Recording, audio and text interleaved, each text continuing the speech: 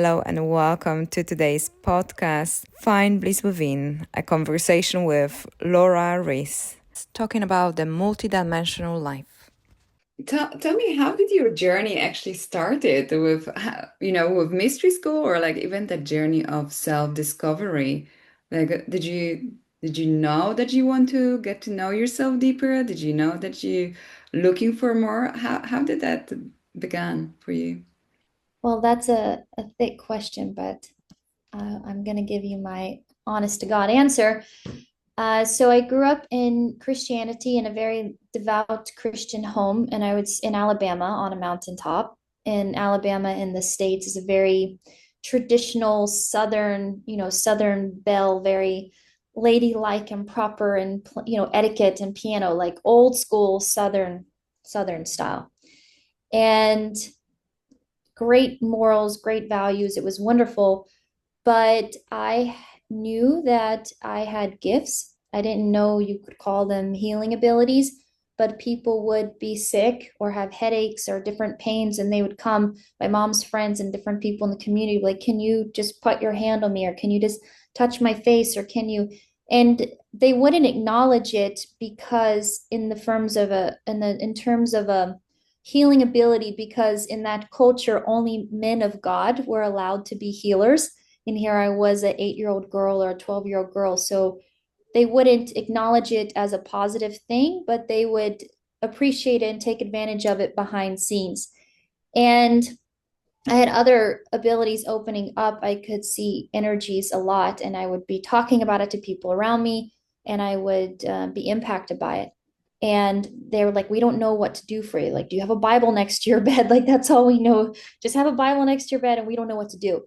So at some point, as I got older, the it started getting stronger and stronger. And I was given by a neighbor. She saw that I had abilities, and she gave me a Harry Potter book. And then immediately at church, they started preaching about it. Like, do not let your kids read Harry Potter, you know. And so I never read it. I just kept it on my bookshelf. And when I was 19, I bought a plane ticket and I flew to California. And that was something that I never had any example of that. No girls left the community. We were raised, you get married around 18 to 21 or so. You stay at home, you raise your children, your husband provides for you. They all have beautiful lives, beautiful homes. It's very abundant, but you're kept in that box. As a woman, you didn't get to have your individuality or share your gifts with the world or have a career or anything. And so I was like, I have to go find myself. This who I am is not me. Like, they'd push me in the box and I'd pop out over here, and they'd push me down there and I'd pop out over here. It just was not working. So I got on a plane, landed in California, and it wasn't too long after my arrival that I was in Balboa Park, actually on Earth Day in 2010, and I was laying under a tree. And randomly, two people came and stood over me and started playing the didgeridoo in these chimes. And I felt what was like the eyelids of my soul open up. And there was this inkling inside of me, was like, oh, I just woke up.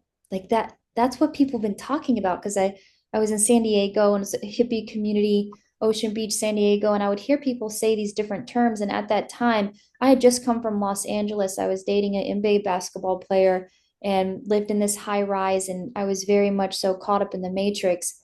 And before leaving LA, I had hit a wall, and I was like, God, I'm at the top and I'm flipping miserable, and something's got to give. And I turned to the Bible, started looking through it. Nothing was speaking to me. And I slammed the Bible down. And that's when I made that cry out to God.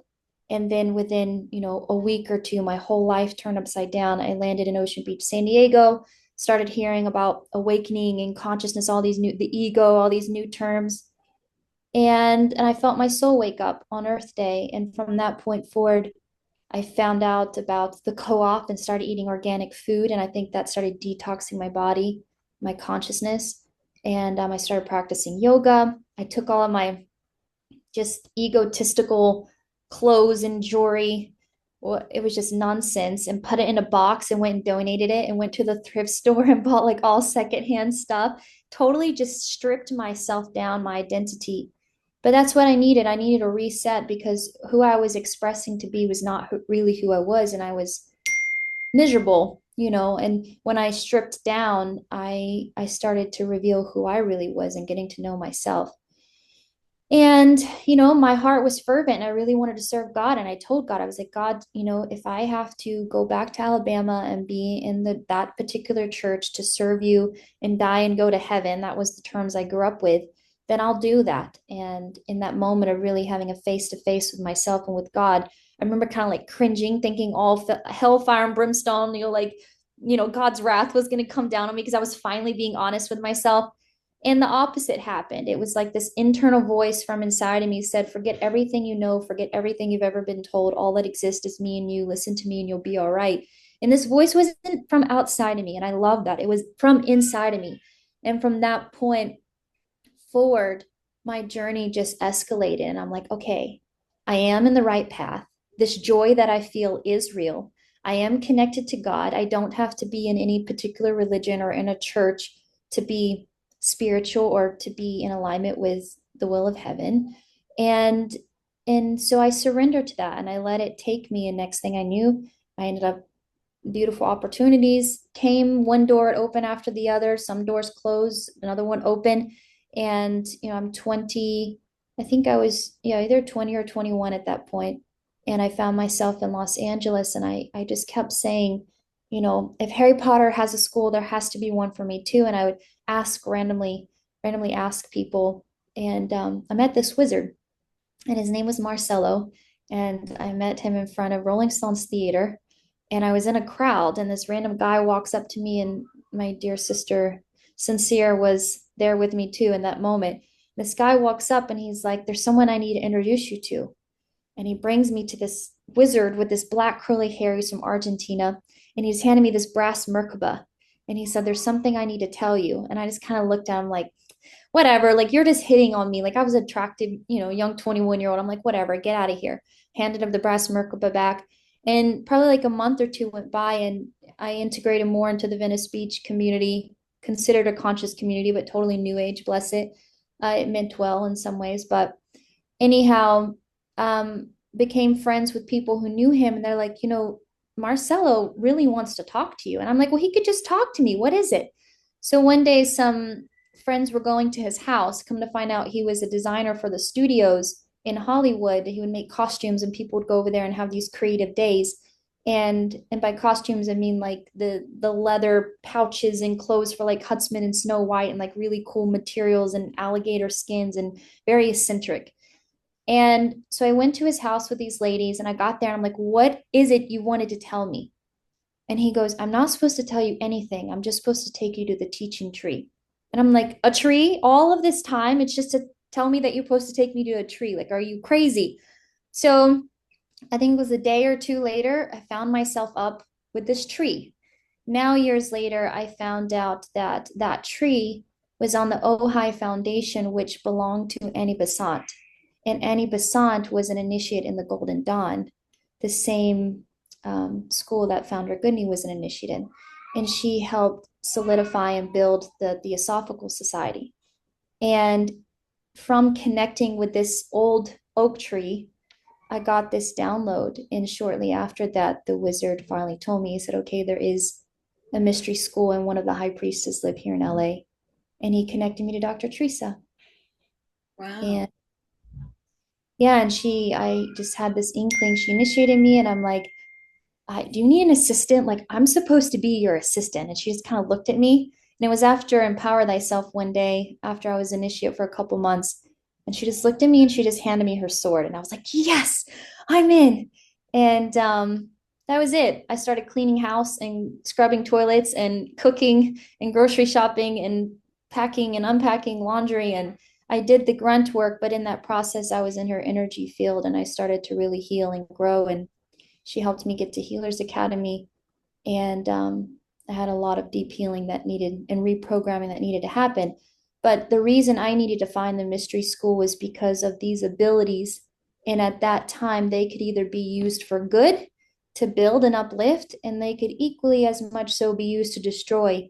And as I was getting older, around 20 years old, I was like, I can't keep doing this because there were some moments where, someone would throw trash on the ground And I'm like, you're not supposed to do that. And I would literally throw energy at them and they would fall off their skateboard or whatever it was.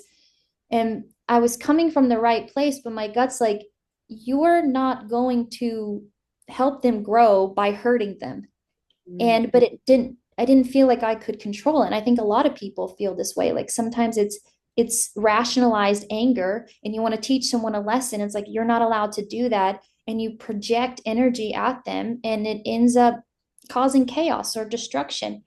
And then other times that very passion can be used to uplift and build something up. And I knew I needed to learn how to harness and control that. So I'm like, I need a school. I need people who understand what I'm experiencing to help me train my willpower so that I'm in control of what I do or don't do instead of being chaotic with this life force energy that's pulsing through me. And the school definitely provided that. It provided immense amount of protection and tools to help me harness myself and not shut my abilities down, but actually harness them so I can use them intentionally to create and intentionally to set boundaries, not to destroy or create negative karma, to do things that brought negativity back up on myself. So yeah, that's where my journey began. And here I am now as a guide in the lineage. Mm. Amazing. So by walking the path of progression, how many years have been walking now the path? 13. Wow, that's a lots of experience. That's lots of experience. So would you be able to share with us how actually the tools and the initiation and the Kabbalah, how did that impact your life? Was it just harnessing that life force, or could you see any benefits in your relationships, in your health, maybe the way how you created wealth, maybe the way how you parent? Is there anything that you could share how is that supported or was it supporting in your journey? Well, of course, the answer is going to be yes. Otherwise, wouldn't have stuck with it for 13 years. You only keep doing something, at least an intelligent person only keeps investing in something if they see it working for them, right? Yeah. So, yeah, certainly. I think for me, I didn't come to this path as an adult, right? I came as a lost child trying to find myself. And so I kind of stumbled and I listened to my guide, and Dr. Teresa would be like, well, you need to go to Healers Academy. And I don't know what Healers Academy is, but great, I'll do it. And I went and I applied the tools. And then it's like, oh, I can actually create abundance through service. This is amazing. And I just surrendered to it and I let it work through me and I used the tools. And then at some point, Kabbalah came along. And I would say Kabbalah for me, it's been, we use Kabbalah in the school to reprogram the first 20 years of our lives. And Lord knows I had a lot of miswiring going on in my consciousness. So I've done Kabbalah now. I've stepped into 5 trees and completed 3 trees. And every single time I've done Kabbalah, gone through the ascension journey process in the Hermetic Ray Kabbalah, it's like peeling off layers to an onion. Mm. And I could go into it and you set your goals at the beginning and I could see some of the things that I wanted to work on, but then when I would get into the tree, I would start to see aspects of myself that were a problem that I didn't even know existed and were a problem until the energy of the tree showed me the root of, this outcome isn't just the outcome, it's actually stemming from this. Mm. So I thought I would go into the tree and I'm going to manifest this and I'm going to birth that. The first 2 trees that I fully completed were all about internal healing that needed to be done. It's like before I could focus on all the things I wanted to manifest and share with the world and use the energy of the tree to support me with that, I first had to do the inner work. And this is where the healing comes in and why the lineage of King Solomon and the Modern Mystery School, we focus so much on healing. The adept initiation is service to the self, focusing on one's own healing, cleaning up our own negative ego, starting to realize where our negative ego or we're self-sabotaging, where we're stopping our own progression, where we're holding ourselves back, and doing that inner work.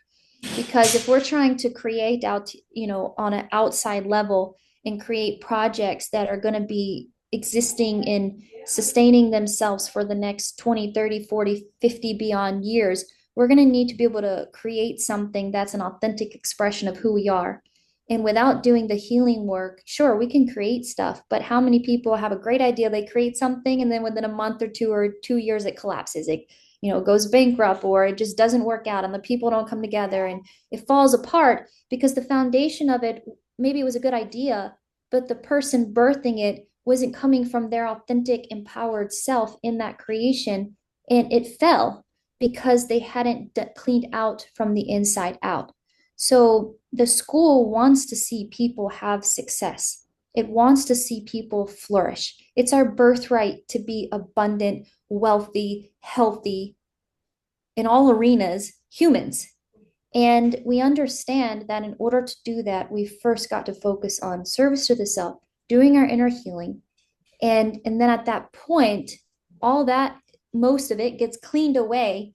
And then at that point, we can get a download. We can hear clear guidance from our higher self, from our true self, and from our gut, our instinct. And then when we choose to invest time, energy, money into those inklings that come through, and we start to create a foundation of a business or a project, 1 month will go by, a year will go by, and it just keeps expanding and it keeps growing, and the right people just keep showing up as if by magic. You're like, where's all this? And it almost becomes like it's not you doing it.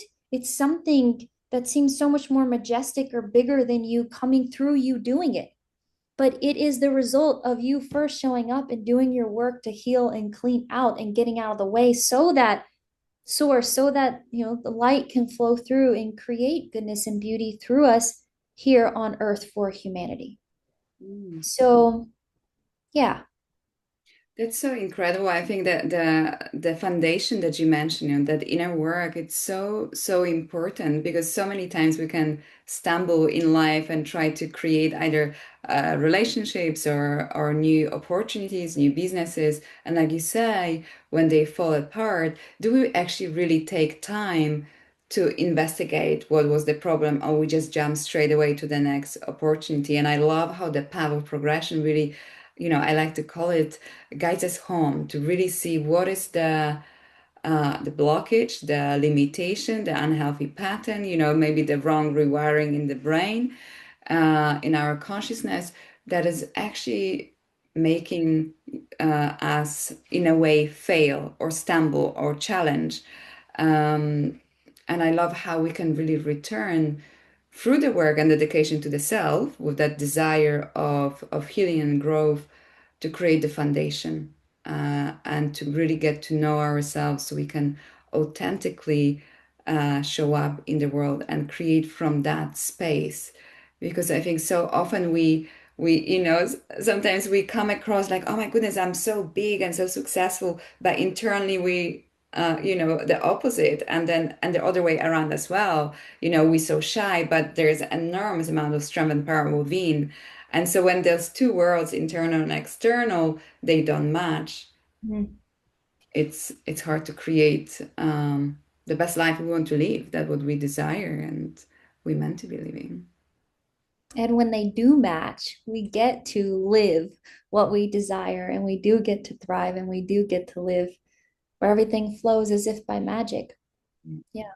We And just that, had to keep showing up in that alignment. That's the key. It's like once you reach that place and you see everything flowing, sometimes people, oh, I've made it. Okay, things are going good. So then let me just go back to drinking, or let me go back to, that girl from the past, or that guy from the past that I really liked. At that point, it's like, nope, no looking back. You got to keep staying in alignment. You got to stay in the fire. You got to stay in that anchor of your daily practice and showing up for yourself and your consistency, in order to keep that momentum going. You can't be like, oh, I reached the top, so now I can let go. It's like, no, you reached the top, but that's only the top of this reality that you see is possible. There's 100 other realities on top of it. So if you want to keep progressing, you got to stay in alignment with the light. It's not a human outside of us telling us what to do. It's our own internal, clarity. mm, Yeah, listening to that. yeah. So you're a mom. Uh, Mhm. how does the path actually supporting you being a parent? Do you see, because kids are very sensitive to energy. And of course, when we're taking care of ourselves, we keep rising our vibration, we bring more harmony to in our internal world. But is that affecting actually our relationship and our interaction with the little one, and of course the family around? Mhm. Yeah, so my daughter Freya, I like her design in the sense of astrology. She's got her essence, if I were to describe her, she's got one foot in the earth realm, and then she's got this Sagittarius. So she's Taurus, and she's got strong Taurus and strong Sagittarius and strong Gemini. So she's like this communicator, and she's got a foot in the metaphysical realm, so she can connect with me there. But then she's also very practical and grounded. She's very Taurus, like this is what we have to do, and we have to organize, we have to get stuff done. So yeah, I'm immensely grateful for her. When it comes to the lineage and how it's helped me be a better mother. For one, it's taught me, being an initiate says you have to take responsibility for the way you show up. That's 101. You can't change anything or heal anything if you first don't take responsibility for it. So when I apply that to mothering, I have to look at the fact that this child, while she's influenced, she goes to a micro school and it's got a great environment, but she's exposed to different energies that I'm not necessarily personally exposing her to. So some things she brings to my table isn't a result of me personally, but for the most part, what I'm getting from her and how she is expressing her adaptability or ability to navigate different situations in life is a direct reflection of me. So if I want her to be more graceful or be kinder or to communicate with more eloquence, I not only have to be there to plant those seeds and be present, which is part of being an initiate. You have to be in the moment. The whole key from day one is, I am, if you're in the past, it's hard. I'm not there. My name is not I was. If you're in the future, it's hard. My name is not I will be. It's I am here in the moment. So from day one, it's about learning how to stay in the moment, stay connected to that presence of divinity. So raising children, applying that to raising my child, I have to be so present with her to be able to pick up on the seeds that are planted from when she's out in the world and pluck those out to keep them from taking root. Because as a mother, and what I've learned from like Hermetic parenting class from Sovereign of Systems Dave, as a mother, it's my responsibility to be present with her and make sure that I am plucking out what doesn't serve her, and also by example showing her a better way of being. And if I'm not present in the moment with the I am awareness, energies will slip in so quickly and take root and have her expressing all types of programming from the world that is not her authentic self. And so the lineage tools have given me foundational awarenesses to live by that absolutely helps me be a better mother, not only a better mother, but I would say a successful mother, because it's required that I remain present within myself, which is what a person has to do in order to raise a healthy child, is you have to be present with them because of the constant influences and the influxes that are happening second by second. Mm. Yeah.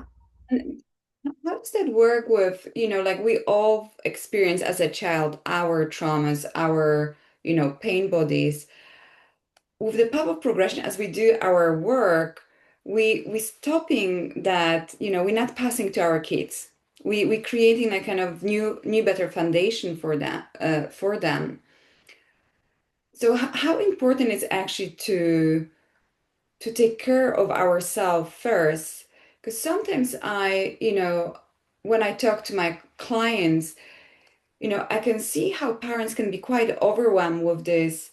I need to take care of my child. And the whole focus is I need to give everything to the child. And then there's this lack of self-care, lack of self-nurturing, lack of awareness of the self. Is there actually something within me that creates this dynamic in the house, in the family? There's so much. That's such a big one. Yeah. You know, I was speaking with a lady the other day who recently got initiated, and after initiation, she paused her career and just focused on raising her two children. And, you know, in the lineage, we say being a mother is the most important job in the world because it is. You're raising the future of humanity. So in and of itself, it is. But when focusing on and wearing the hat of motherhood only and neglecting the development of self-service, our other gifts, prioritizing and making space for that, in that process, when we go from, you know, this to that other extreme and just only being a mother, we usually end up falling into victimhood and we think that we're doing the right thing. But then, like the sister, she realized, she was like, I've given all my power to my husband in essence. And thankfully, he's a good man. He's not taking advantage of it. But she's like, I have fallen a victim of, of motherhood. And motherhood was never meant to make her a victim, you know? And she realized that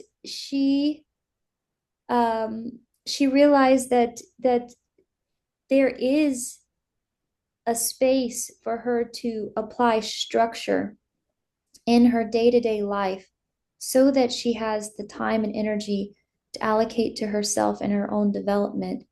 And as a result, she's going to not only be in more abundance, but her children are going to get that example as a mother. They're also going to have a mother who's much more maybe lighthearted, feels less stressed, is more joyful in the home, is less constantly overwhelmed.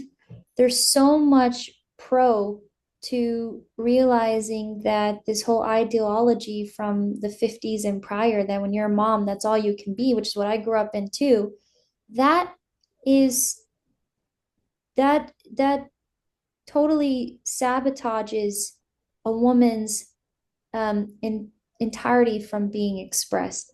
And it does require structure, and it is possible to allocate sufficient time to raising our children, being present with them. And it's okay to ask for help from other adults who you admire and respect to step in to support with your children, or you know, whether it's grandma or it's aunties or whoever it may be, it's another adult that you hire. You don't just hire a random person off the street, but you realize, if my child is not in my presence, who are the people, who are the guardians I want her learning from? And I've been very particular with this. And two of the main people I have in my daughter's life, they are aerial artists and they're creative and they meet her where she's at, and they have helped her develop into being a well-rounded young lady and helped her blossom in ways that I don't have. I'm not an aerial artist. I'm not a theatrical person, but as a child, she needs to be developing that. And I can't give that to her. So what I found was, because initially I'm like, okay, I'm a mom, this is what I'm doing. And then I realized like, oh, actually, I'm way better if I have time to develop my gifts and share with the world what I want to share with, or what I desire and feel called to share. And also, she's much better when I allow her to be in the care of other people, other guardians who are developed and aligned and have so much to contribute to her as well. So at that point, it's a win-win. But I had to let go of this idea of being a mom is only one thing. It's multifaceted and multidimensional if we allow ourselves to step into it and step up to it and release that attachment to how things are supposed to be based upon our programming most of the time. And I feel that doesn't apply only to motherhood, but actually to everyone, regardless if we have a children or not. I think in olden days it was like, okay, I'm a teacher, I'm a mechanic, I'm a director, and it was just this one role we will take in life. But actually, the true joy comes from expressing all those different aspects of ourselves, being creative, being structured, being, showing up in so many different ways and embracing this multidimensional essence of us and actually being excited about life. What else is there for me to learn, to express? What else possible? 100%. It's the whole point of doing the work and raising our vibration through spiritual practice is to be able to merge into that aspect of us that isn't limited, that aspect of us that is limitless and and doesn't allow the mind to step in and put roadblocks in our own progression. It's, on the path of the initiate, we learn how to wield the mind, not it wielding us, but we wield the mind. And we use it when it's necessary for strategy or logistics, but otherwise we set it on the shelf and we operate from our heart and we operate from our gut, and we don't operate from a mindset of like, oh, what's possible from the ground up. We say, no, what's possible from the heavens down. And from that place, really everything becomes possible. Mm. Yeah, we're allowed to be multidimensional.